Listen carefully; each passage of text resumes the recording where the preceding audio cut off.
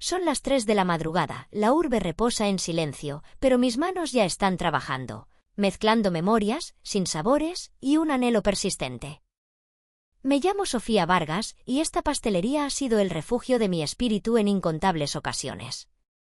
Sin embargo, en este día, ni el pastel más esponjoso podría calmar la angustia de esta madre. Estas manos, que conocen la textura delicada del azúcar glass desde que era una chiquilla con coletas, dibujan el recorrido de mi existencia.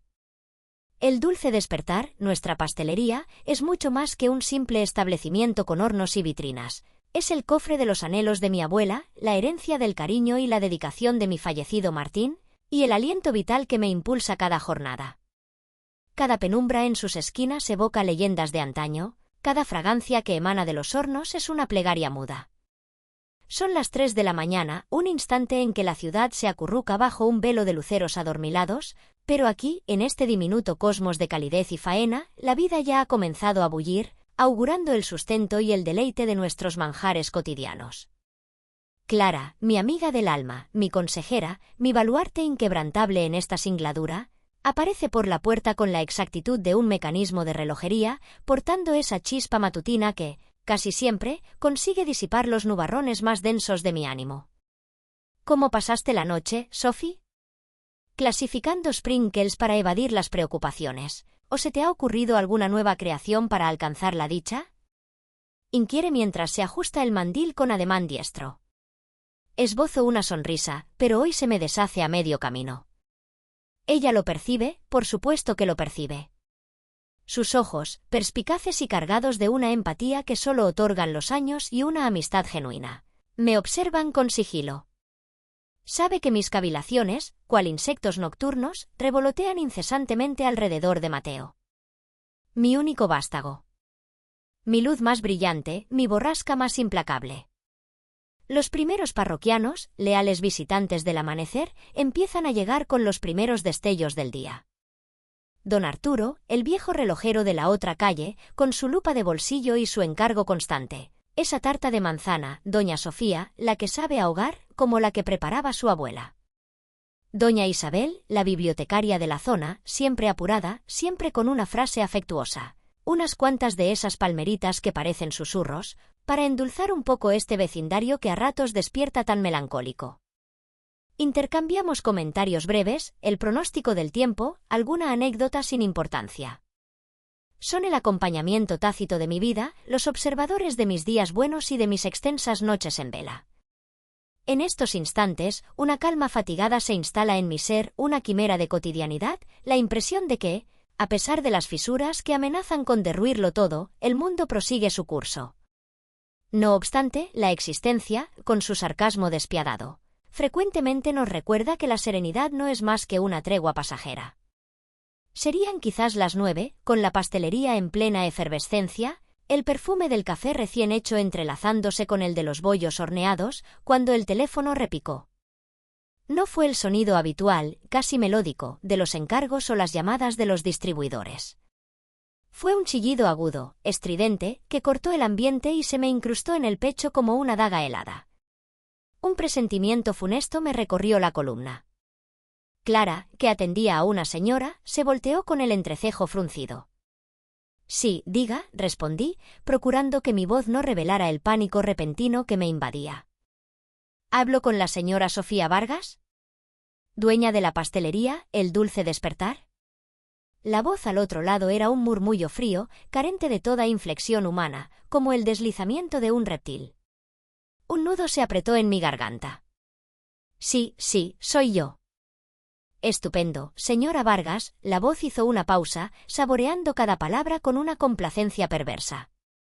Su hijo, Mateo, parece tener una memoria, digamos, selectiva, en lo concerniente a ciertas responsabilidades monetarias. Responsabilidades que, créame, revisten una seriedad notable. Sentí que el suelo se abría a mis pies, que el azúcar en mis manos se volvía arena movediza. Mateo. De nuevo. Siempre Mateo. Y ha tenido la gentileza, o quizás el atrevimiento, de referirse a este, su acogedor y reputado negocio, como una especie de aval moral. El tiempo, señora Vargas, es un bien que se esfuma con celeridad. tanto el suyo como el nuestro. Quise chillar, quise refutar, quise saber quién era, qué diablos pretendía de nosotros, pero las palabras se atascaron. Solo percibía el latido desbocado de mi corazón, un tambor frenético en mis sienes. Comprenda, señora, prosiguió la voz, ahora con un deje de impaciencia reprimida. No nos agrada emplear tácticas que podrían calificarse de disuasorias. Pero le garantizo que somos muy diligentes para recuperar lo nuestro. Por las buenas o por las muy, muy malas. Y entonces, el silencio. El tono de línea interrumpida, un vacío más pavoroso que cualquier intimidación verbal. Clara corrió a mi lado, su semblante una expresión de inquietud. ¿Sofía? Sofía, ¿qué te ocurre, por el amor de Dios? Estás más pálida que el merengue. Solté el auricular como si ardiera. Mis manos temblaban tanto que tuve que sujetarme al borde del mostrador para no desplomarme. Líos, Clara, logré articular, con la voz entrecortada. Creo que esta vez sí que nos enfrentamos a líos muy, muy graves. Los rostros de mis clientes se habían tornado borrosos, etéreos. El aroma dulce y conocido de los pasteles ahora me sofocaba, olía a temor y a despojos. Sentí que mi pequeño universo, erigido con tanto esmero y tanto afecto, se tambaleaba desde sus cimientos. La tarde se transformó en una lenta tortura. Cada sombra que se extendía en la acera me parecía la de un cobrador, cada vehículo que paraba frente a la pastelería un augurio de calamidad.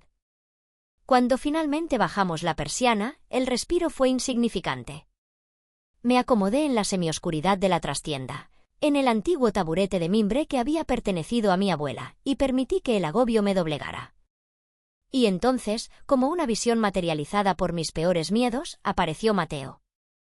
Entró con esa estudiada naturalidad, esa sonrisa despreocupada que siempre lucía cuando sabía que había errado estrepitosamente. «Mamá. ¡Qué sorpresa!». Justo pasaba por el barrio y pensé si necesitabas ayuda con algo, dijo, su tono falsamente animado. Lo observé y toda la desazón, todo el terror y toda la cólera reprimida durante horas se condensaron en mi gesto.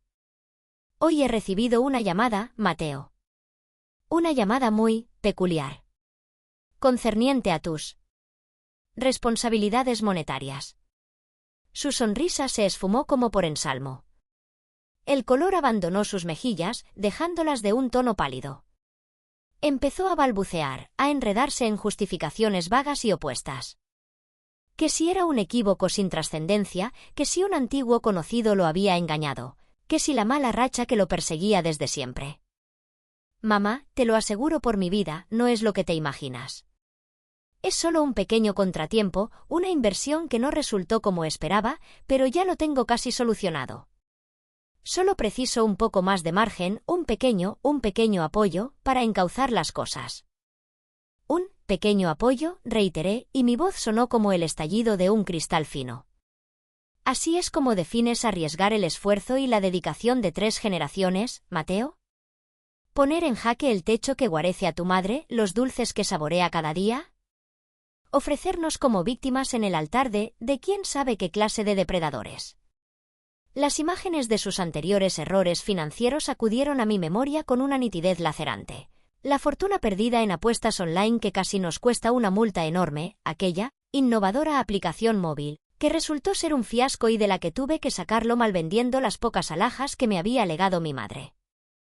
Cada recuerdo era una aguja hincándose más hondo en mi pecho. ¿No te es suficiente haberme exprimido durante años? ¿Ahora también anhelas la pastelería? No, mamá, por Dios, no es así, gimoteó, y entonces, el clímax de su representación personal. Se arrojó a mis pies, literalmente, aferrándose a mis piernas como un náufrago a un madero. Sus ojos, esos ojos que alguna vez fueron el reflejo de un alma cándida, se llenaron de lágrimas que yo intuía artificiales. Ellos me forzaron, mamá. Me intimidaron con lastimarme si no devolvía el dinero ya. No tuve más remedio, te lo juro.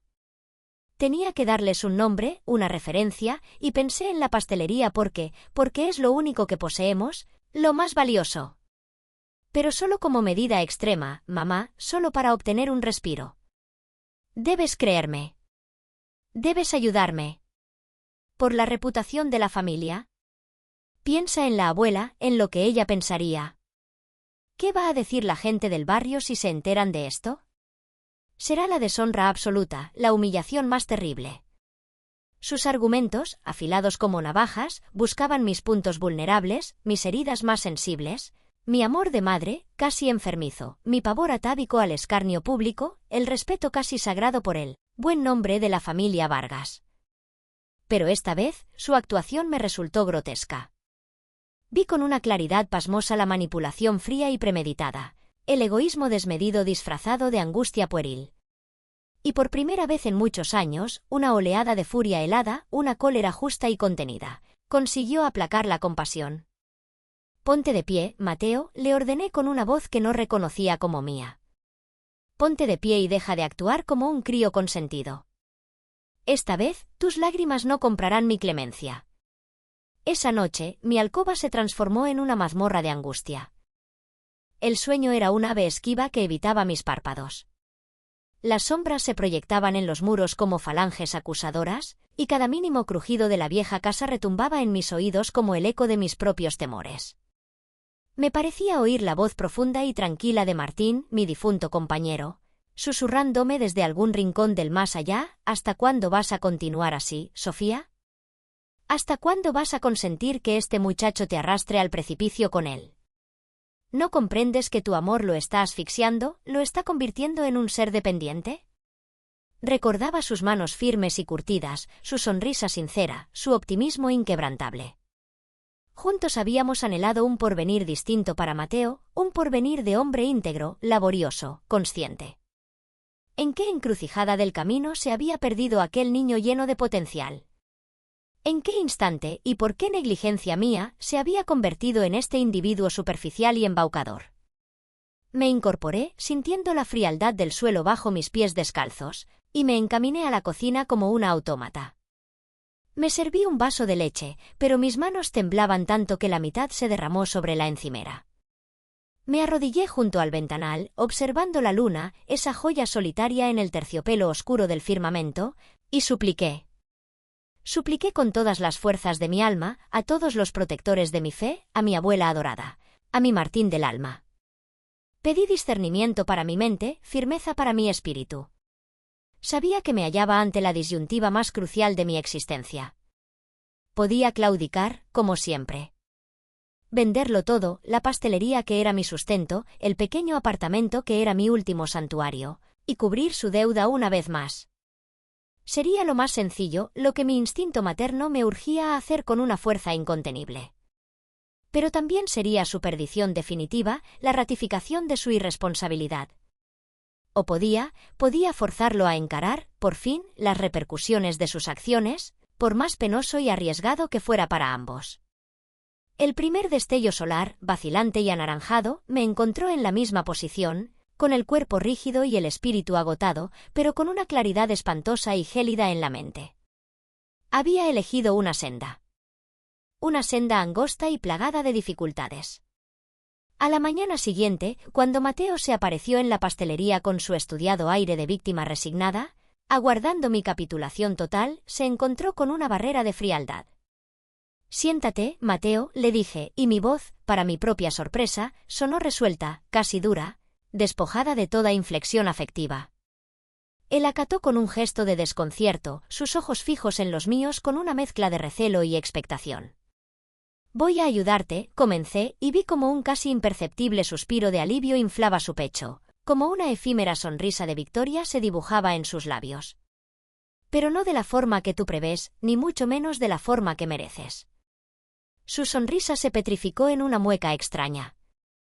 He conseguido comunicarme con ese sujeto, con el tal fantasma Herrera. El color desapareció de su rostro, dejándolo exangüe. ¿Cómo? ¿Cómo lo lograste? Eso carece de importancia ahora. Lo relevante es que he obtenido una moratoria. Le he garantizado que la familia Vargas responderá por la deuda.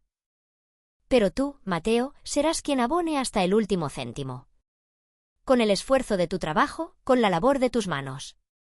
Sus ojos se abrieron enormemente, reflejando una estupefacción total. «Mamá, ¿qué demonios estás diciendo?» ¿Te has vuelto loca? Digo que a partir de este preciso momento te convertirás en un empleado más de esta pastelería. Y no precisamente en un cargo de gerencia. Empezarás por lo más básico, por lo más desagradecido. Limpiarás los suelos hasta que brillen, fregarás cada utensilio hasta que puedas ver tu reflejo en él, transportarás los bultos de harina aunque la espalda se te quiebre. Te despertarás antes de que amanezca y no te irás a dormir hasta que el último rincón de este lugar esté más pulcro que un altar. Tu sueldo, que será el mínimo establecido, se destinará íntegramente a amortizar la deuda con ese individuo. Y para que no tengas veleidades, vivirás aquí mismo, en el pequeño depósito del fondo. Se terminaron las juergas nocturnas, los amigos vagos, los lujos costosos y la vida de consentido. Estalló en una protesta airada. Estás completamente desquiciada. Esto es una afrenta intolerable. No pienso tolerar semejante ultraje. Antes ¿Preferirías que, Mateo? Lo interrumpí bruscamente y mi voz, por primera vez en mucho tiempo, se elevó varios tonos, vibrando con una cólera largamente contenida. ¿Que esos matones a sueldo te den una paliza hasta dejarte moribundo? ¿Que nos arrebaten la pastelería, el único sustento que nos queda?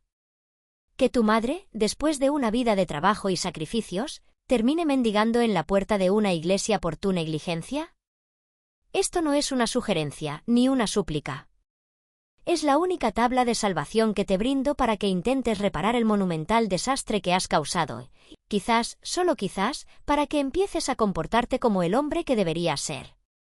O lo aceptas o te marchas de aquí ahora mismo y te enfrentas a tu suerte tú solo. Y si eliges lo segundo, entonces hazme el favor de olvidarte para siempre de que tienes una madre y un hogar. Nos miramos en un silencio cargado de crispación, un silencio que se palpaba en el aire. Vi la furia bullir en sus ojos, la incredulidad, la arrogancia lastimada, pero también percibí algo más, pavor. Un pavor visceral, hondo y auténtico. Finalmente, tras una pugna interna que se reflejó en las crispaciones de su mandíbula, inclinó la cabeza. De acuerdo, mamá, musitó con voz apenas audible. Será como tú indiques. Pero en su tono no advertí ni un ápice de contrición, solo la resignación hosca y amarga de quien se siente atrapado sin salida. Los días subsiguientes se convirtieron en un calvario para ambos. Mateo se desplazaba por la pastelería con la desgana y el abatimiento de un recluso. Cada labor que le asignaba era una ofensa a su supuesta posición, cada instrucción una humillación intolerable. Suspiraba con teatralidad, mascullaba insultos, y sus manos, antes habituadas a la tersura de las pantallas o al tacto de objetos de lujo, se cubrieron rápidamente de ampollas, rasguños y durezas. Clara, mi leal compañera, lo observaba todo con una mezcla indescifrable de lástima y firmeza contenida. «Ten calma, Sofía», me susurraba cuando estábamos a solas. A veces, los tratamientos más drásticos y las lecciones más duras son las únicas que consiguen enderezar un alma que se ha torcido. Yo asentía en silencio, pero mi corazón era un ovillo de incertidumbres y recelos.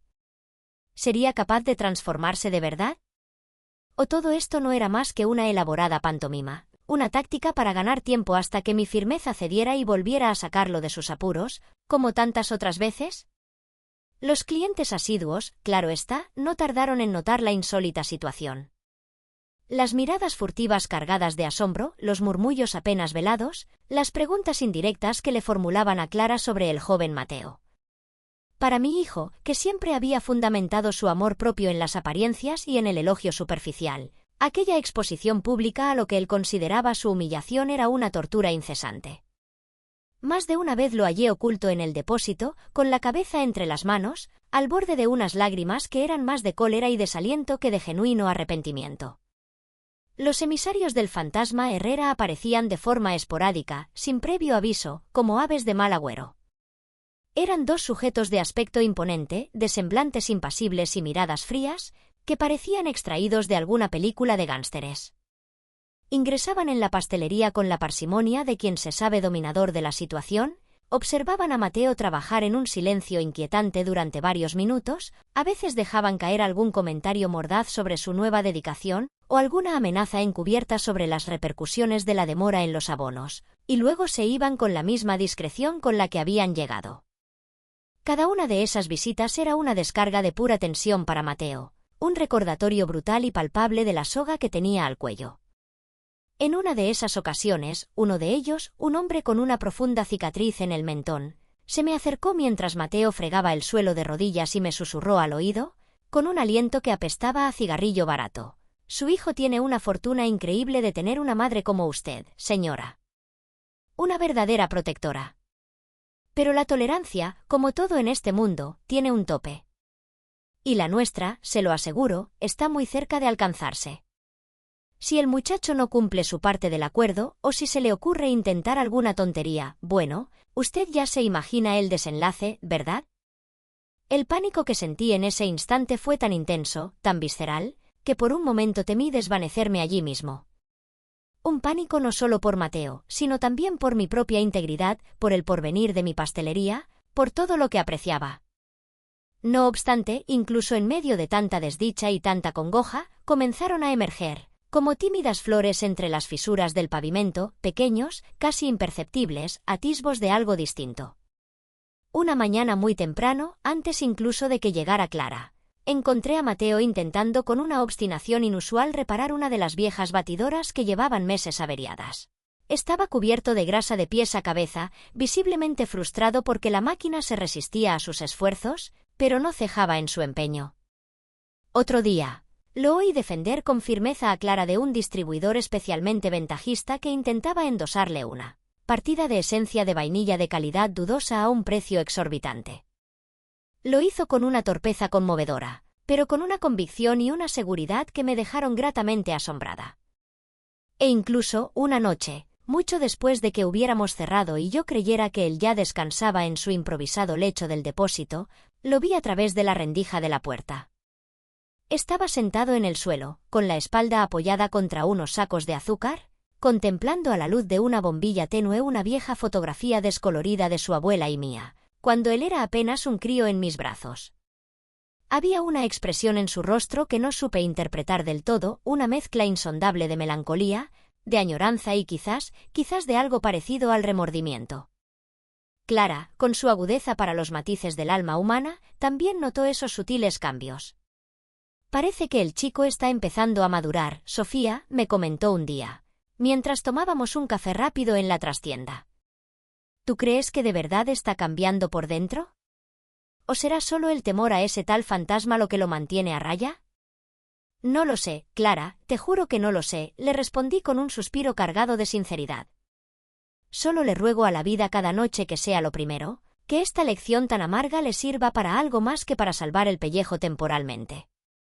Y entonces, justo cuando una frágil y tensa apariencia de normalidad comenzaba a instalarse en nuestras vidas, como una delgada capa de escarcha sobre un lago profundo y oscuro, apareció él. Julián el fantasma Herrera en persona. Su llegada fue como la de un depredador que acecha en círculos antes de lanzarse sobre su víctima indefensa. La atmósfera de la pastelería pareció encogerse sobre sí misma, el aire se volvió denso, casi irrespirable. Vestía un traje claro de confección elegante que contrastaba brutalmente con la sencillez de nuestro local, y sus ojos, pequeños y vivaces como los de un roedor, parecían escudriñarlo todo. Encontró a Mateo en la parte de atrás, retirando con esfuerzo bandejas calientes del horno principal, el rostro cubierto de harina y sudor. «Vaya, pero si es el nuevo Mateo Vargas, el hijo descarriado reconvertido en abnegado trabajador», dijo Herrera, y su voz, aunque suave y casi zalamera, destilaba un cinismo hiriente. «Cambiando las fiestas y los videojuegos por la espátula y el calor del horno, muchacho? Un cambio de ambiente, ciertamente notable. Dime una cosa, ¿te sientes satisfecho con tu nueva vida? ¿Has encontrado por fin tu verdadera vocación entre los dulces?» Mateo se irguió lentamente, dejando caer una bandeja con un ruido metálico que resonó en el silencio. Se limpió el sudor de la frente con el dorso de la mano, dejando una nueva mancha de harina en su piel. Lo vi tragar saliva con dificultad, pero, para mi inmenso asombro, no desvió la mirada. Había una nueva y extraña firmeza en su postura, en la línea tensa de su mandíbula. «Hago lo que tengo que hacer para saldar mis deudas, señor Herrera», dijo con voz áspera pero clara. «Estoy asumiendo las consecuencias de mis errores. Herrera se giró entonces hacia mí y la sonrisa torcida que jugueteaba en sus labios se ensanchó, aunque no llegó a sus ojos fríos como el hielo. Su madre es una mujer de carácter, muchacho. Un temple admirable. Ha luchado por usted como una verdadera fiera. Le ha conseguido un tiempo valiosísimo. Pero el tiempo, como bien sabrá, es un bien escaso que no todos pueden permitirse.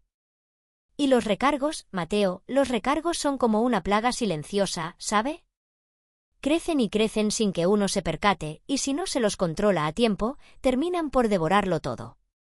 Luego, con una crueldad perfectamente calculada, como quien no quiere la cosa, añadió, quizás deberíamos considerar simplificar un poco el asunto, ¿no le parece? Una pequeña firma aquí, otra por allá, y el dulce despertar podría experimentar un nuevo y brillante futuro. Bajo una nueva y más competente dirección, por supuesto. Sentí que las piernas me temblaban, que un sudor gélido me recorría la espalda. Nos estaba ofreciendo, de manera apenas encubierta, condonar la totalidad de la deuda a cambio de que le cediéramos la propiedad de la pastelería. La tentación de poner fin de una vez por todas a aquella pesadilla, de librarnos de aquella amenaza constante que pendía sobre nuestras cabezas, fue enorme, casi irresistible. Pero entonces, Mateo dio un paso al frente, interponiéndose físicamente entre Herrera y yo, como una barrera improvisada pero sorprendentemente firme. Esta pastelería, señor Herrera, no está a la venta. Ni hoy ni nunca, dijo con una voz que, aunque cargada de una tensión apenas contenida, sonó asombrosamente resuelta. Y yo, se lo aseguro, no soy el mismo joven ingenuo y engreído que usted conoció hace unos meses. Si no me cree, observe mis manos. Y diciendo esto, extendió ambas manos hacia el prestamista, unas manos que ahora estaban curtidas, llenas de pequeñas quemaduras y marcas, sucias por el trabajo honrado y constante. Estas manos, señor Herrera, están aprendiendo día a día el verdadero significado del esfuerzo y del sacrificio. No le pido clemencia, ni indulgencia. Solo le pido un poco más de plazo. El plazo justo para demostrarle que puedo saldar hasta el último céntimo de lo que le debo. Se lo juro por la memoria sagrada de mi abuela, que fundó este lugar con sus propias manos. Hubo un silencio denso, un silencio que se podía cortar. Herrera miró detenidamente las manos de Mateo, luego clavó sus ojos penetrantes en los suyos, y finalmente me dedicó una mirada indescifrable. Por un instante fugaz, creí percibir una sombra de duda, quizás incluso un atisbo de un respeto reticente, en su semblante habitualmente impasible. ¿Y tú crees que eso va a ser suficiente para persuadirme, muchacho?, preguntó finalmente, arqueando una ceja con incredulidad. ¿Unas cuantas marcas en las manos y un juramento dramático? En este momento, es todo lo que tengo para ofrecerle, señor Herrera, respondió Mateo, sin acobardarse. Pero le aseguro que es una oferta sincera. Más sincera que todas las promesas vanas que pude haberle hecho en el pasado. Herrera esbozó una sonrisa enigmática, una sonrisa que no presagiaba nada bueno. Ya veremos qué tan sincero eres, y qué tan perseverante, cuando la presión empiece a aumentar de verdad. Se dio la vuelta con la misma parsimonia con la que había llegado y se marchó, dejándonos sumidos en un silencio cargado de una incertidumbre aún más angustiosa que antes. No sabíamos si habíamos ganado una pequeña tregua o si, por el contrario, solo habíamos conseguido aplazar lo inevitable por un tiempo. Los días que siguieron a la visita de Herrera fueron una auténtica prueba de resistencia psicológica. Su amenaza latente flotaba constantemente en el ambiente de la pastelería, como un vapor nocivo. Me di cuenta, con una claridad que me helaba el alma, de que incluso con el trabajo incansable de Mateo, los intereses de la deuda nos estaban consumiendo, como una enfermedad implacable. Fue entonces, en la más profunda soledad de mi desesperación, cuando tomé la decisión más dolorosa de toda mi existencia.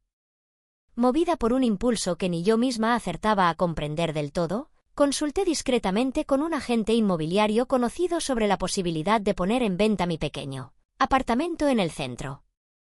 Era mi último refugio personal, el nido donde había mecido a mi hijo en mis brazos, el lugar sagrado donde había compartido los años más felices de mi vida con mi inolvidable Martín. Cada adorno, cada objeto, cada rincón de aquellas modestas habitaciones estaba impregnado de sus recuerdos, de su presencia ausente. Venderlo significaba, en cierto modo, renunciar a una parte esencial de mi propia historia, a mi última parcela de sosiego interior. Pero, ¿qué importaba mi sosiego, qué importaba mi historia, si con ello podía salvar el legado de mi familia? ¿Si podía darle a Mateo una última y definitiva oportunidad de enmendarse? Al fin y al cabo, me dije, intentando autoengañarme, mientras sentía como el corazón se me hacía añicos, solo son 4 paredes y un puñado de enseres antiguos. Mateo lo descubrió. No sé exactamente cómo, quizás vio algún documento comprometedor que yo había olvidado guardar, o tal vez simplemente intuyó mi angustia, mi desesperación creciente. Una noche, mucho después de la hora de cerrar, entró en mi pequeño despacho como un ciclón, con el rostro desencajado y un recorte de anuncio arrugado en la mano. «No te atrevas a hacerlo, mamá», gritó, y en su voz había una mezcla de furia, de dolor y de una desesperación tan profunda que nunca antes se la había escuchado. «He visto los papeles de la gente. He visto el anuncio. No vas a vender tu casa por mi maldita culpa. No después de todo el calvario que ya te he hecho pasar. Es la única salida que nos queda, Mateo», le respondí con un hilo de voz, intentando mantener una calma que estaba muy lejos de sentir, aunque por dentro sentía que me desmoronaba. «Los intereses nos van a asfixiar sin remedio. La pastelería no podremos salvarla de otra manera. Al diablo con los intereses». «Y al diablo conmigo también», exclamó, y entonces, de repente, se derrumbó. Cayó de rodillas a mis pies, aferrándose a mis piernas con la fuerza de un náufrago, y lloró. Lloró como nunca lo había visto llorar, ni siquiera cuando era un niño pequeño. Lloró con unos sollozos desgarradores que parecían surgir de lo más profundo de su ser, unos sollozos que le partían el pecho y el alma. Eran lágrimas de puro, de auténtico arrepentimiento, lágrimas de una vergüenza tan honda y tan sincera que me conmovieron hasta las entrañas. «Perdóname, mamá, por favor, perdóname por ser un hijo tan nefasto, por haberte decepcionado de una manera tan ruin, por haberte causado tanto sufrimiento». Lo levanté del suelo con delicadeza, lo abracé con todas las fuerzas que me quedaban, sintiendo como sus lágrimas calientes empapaban mi hombro. Y en ese abrazo, en ese llanto compartido, sentí que algo muy profundo se quebraba y se reconstruía al mismo tiempo dentro de nosotros. «No llores más, hijo mío», le susurré al oído, acariciándole el cabello. «Juntos hallaremos una forma de superar esto. Siempre la hay». Pero él se separó bruscamente de mí, y en sus ojos enrojecidos e hinchados por el llanto brillaba ahora una nueva y extraña determinación. Se secó las lágrimas con un gesto de rabia contenida. «Sí, mamá. Tienes razón. La encontraré. Pero la encontraré yo solo». Se puso en pie, irguiéndose con una dignidad que me era desconocida en él. «Voy a ir a ver a ese maldito fantasma Herrera. Ahora mismo. En este preciso instante. Y le voy a proponer un acuerdo. Un acuerdo que no podrá rechazar. Trabajaré para él día y noche, si es preciso. Haré lo que sea, me convertiré en su sirviente personal, en su lacayo, hasta que cada maldito céntimo de esa deuda infame esté pagado. Pero tú, mamá, tú no vas a vender esta casa. Y juntos salvaremos el dulce despertar. Te lo juro por mi vida, por lo que más quiero en este mundo». Y antes de que yo pudiera articular una sola palabra, antes de que pudiera intentar detenerlo, salió corriendo de la estancia y se perdió en la oscuridad de la noche, dejándome sola con el corazón en un puño, paralizada por una mezcla aterradora de un miedo atroz por lo que pudiera sucederle y un incipiente, tembloroso, casi increíble orgullo por el hombre en el que, finalmente, contra todo pronóstico, parecía estar convirtiéndose mi hijo. La espera de su regreso fue, sin duda, la más larga y angustiosa de toda mi vida. Cada minuto que pasaba se me antojaba una eternidad preñada de malos presagios. Clara, enterada de la situación, se quedó a mi lado toda la noche, intentando infundirme un ánimo que ella misma no tenía, aunque su rostro pálido y sus manos temblorosas delataban su propia preocupación. Rezamos juntas el rosario varias veces, bebimos incontables tazas de infusión de manzanilla que no lograron calmar el temblor de nuestros cuerpos. Finalmente, cuando el primer y tímido rayo de sol comenzaba a teñir de un rosa pálido el horizonte, la puerta de la calle se abrió con un chirrido y entró Mateo. Estaba visiblemente demacrado, con unas ojeras profundas que le daban un aspecto fantasmal, pero había una extraña y serena calma en su rostro, una expresión de agotamiento y a la vez de un inmenso alivio. Se sentó frente a mí, en el mismo taburete donde tantas veces lo había visto llorar de rabia o de autocompasión, y tomó mis manos entre las suyas. Sus manos, que ahora se sentían fuertes y ásperas por el trabajo, pero que también transmitían una calidez nueva y reconfortante. Hablé con él, mamá, dijo en voz baja, casi en un susurro. Fue una conversación muy larga. Y muy difícil. Extremadamente difícil. Hizo una pausa y sentí que mi corazón se detenía en espera del veredicto. Pero al final aceptó mi propuesta. Con unas condiciones muy severas, por supuesto. Tendré que trabajar también para una de sus empresas de servicios varios durante las noches, después de terminar mi jornada aquí en la pastelería. Durante mucho tiempo, mamá. Muchísimo tiempo. Apenas tendré unas pocas horas para dormir y el dinero que gane será una miseria, casi no me alcanzará ni para comer. Pero, lo importante es que la deuda principal queda congelada a partir de hoy. Y si cumplo mi parte del trato al pie de la letra, si trabajo para él sin protestar y sin causar problemas durante 2 largos años, al final de ese plazo, la reducirá considerablemente hasta una cantidad que sí podremos asumir. Lo miré fijamente, sin acabar de creérmelo. ¿Y la pastelería, Mateo? ¿Y mi apartamento? Están a salvo, mamá, dijo, y una sonrisa cansada pero absolutamente genuina, la primera que le veía en mucho tiempo, iluminó su rostro fatigado. Ambos están a salvo. Y todo gracias a ti. Gracias por no haberte rendido conmigo, por haber seguido creyendo en mí incluso cuando yo mismo había dejado de hacerlo. Lloramos de nuevo, los dos juntos, pero esta vez eran lágrimas diferentes, lágrimas de un alivio indescriptible, de una esperanza frágil y recién nacida que pugnaba por abrirse paso entre los escombros de nuestra vida. Los 2 años que siguieron fueron, sin exagerar, los más duros y extenuantes de nuestra existencia. Mateo trabajaba como una auténtica mula de carga, desde antes de que amaneciera en la pastelería hasta bien entrada la madrugada en aquel otro empleo incierto y desgastante. Apenas lo veía, y las pocas veces que coincidíamos, su aspecto era el de un espectro, consumido por el cansancio y la falta de sueño. Pero nunca, ni una sola vez, lo oí quejarse.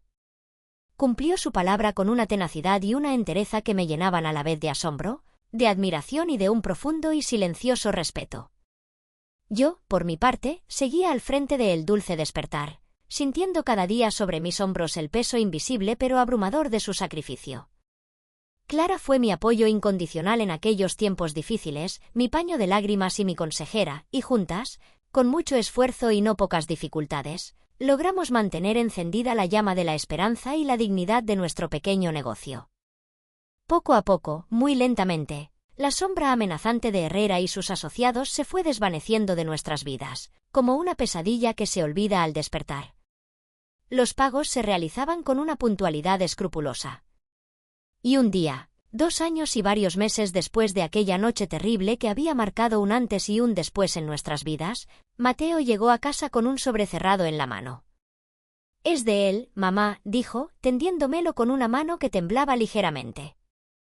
Lo abrí con el corazón encogido, esperando cualquier cosa. En su interior había un único documento, redactado en un lenguaje frío y formal, con la firma de Julián Herrera al pie. Confirmaba, de manera escueta y sin ningún tipo de adornos, que la totalidad de la deuda contraída por Mateo Vargas había sido saldada satisfactoria y definitivamente. Nos abrazamos en silencio, un abrazo largo y profundo, y en ese abrazo estaba contenido todo el dolor pasado, toda la lucha titánica, toda la redención alcanzada con sangre, sudor y lágrimas. El Dulce Despertar siguió horneando pasteles cada día, como siempre lo había hecho.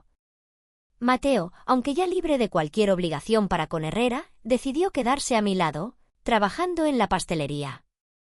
Dijo, con una humildad que me conmovió profundamente, que allí, entre el calor del horno y el aroma del azúcar, había encontrado por fin su verdadero lugar en el mundo, su propósito en la vida. Aprendió con avidez todos los secretos del oficio que había sido de su abuela, y sus manos, antes torpes e inexpertas, Ahora decoraban los pasteles con la misma destreza y el mismo amor con que lo habían hecho las de su antepasada. A veces, cuando lo observo trabajar en silencio, con la frente perlada de sudor y una sonrisa serena y tranquila en los labios, mi corazón se inunda de una gratitud inmensa hacia la vida, hacia alguna fuerza superior, hacia ese milagro inesperado que nos permitió salir del abismo. El camino había sido increíblemente largo y doloroso, sí, pero mi hijo, mi Mateo, había regresado por fin a casa, transformado en un hombre nuevo, en un hombre de bien. Y el dulce despertar brillaba ahora más fuerte y más hermoso que nunca, no solo con la luz dorada del alba, sino también con la luz inextinguible de una segunda oportunidad aprovechada. El honor de la familia Vargas, aquello que tanto me había angustiado y por lo que tanto había temido, no se había perdido entre las sombras de la deshonra, se había forjado de nuevo, más sólido y más puro, en el crisol del sufrimiento y con la harina bendita del arrepentimiento sincero. Y ese, comprendí entonces con una claridad meridiana, era el legado más valioso y perdurable de todos.